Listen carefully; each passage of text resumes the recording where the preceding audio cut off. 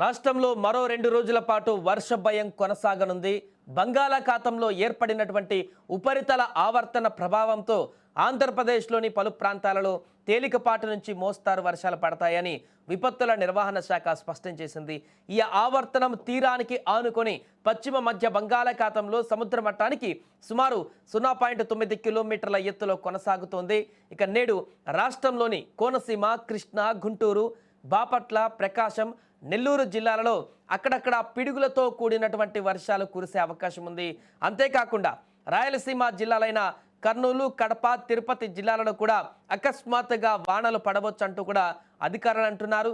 దీంతో ఈ ప్రాంతాల ప్రజలు, రైతులు అప్రమత్తంగా ఉండాలని కూడా అధికారులు సూచించారు.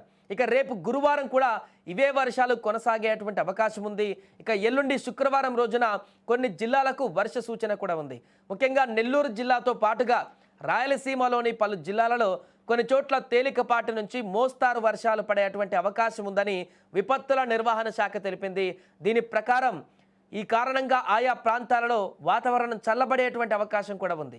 సో ఈ వాతావరణ మార్పుల నేపథ్యంలో అధికారులు ప్రజలకు సూచనలు చేశారు. ముఖ్యంగా ఉరుములు, మెరుపులతో కూడినటువంటి వర్షాలు కురుస్తున్నప్పుడు పొలాల్లో పనిచేసేటువంటి రైతులు, కూలీలు మరియు పశువుల కాపరులు వెంటనే సురక్షిత ప్రాంతాలకు వెళ్లాలని కూడా హెచ్చరించారు. ఈ వర్షాల సమయంలో ఎవరు కూడా చెట్ల కింద కానీ, పెద్ద హోర్డింగ్ల కింద కానీ ఆశ్రయం పొందకూడదు అంటూ కూడా అధికారులు స్పష్టం చేశారు. ఎందుకంటే గతంలో నెలకొన్నటువంటి అనేక రకాల సంఘటనల కారణంగా ఈ రకంగా ఉంటే పిడుగులు చెట్ల కింద పడేటువంటి అవకాశం ఉంటుంది.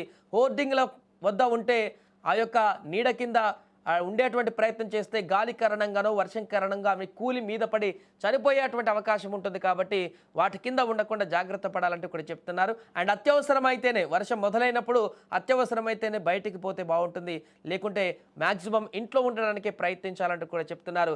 ఇప్పటికే మోంతా తుఫాను కారణంగా పూర్తిగా రాష్ట్రంలోని పలు జిల్లాలు పూర్తి భయాందోళనకు గురైనటువంటి పరిస్థితులు మనం అప్పుడు చూస్తాం. బట్ మోంతా తుఫాన్ నుంచి ఎట్టకేలకు బయటపడగలిగాం.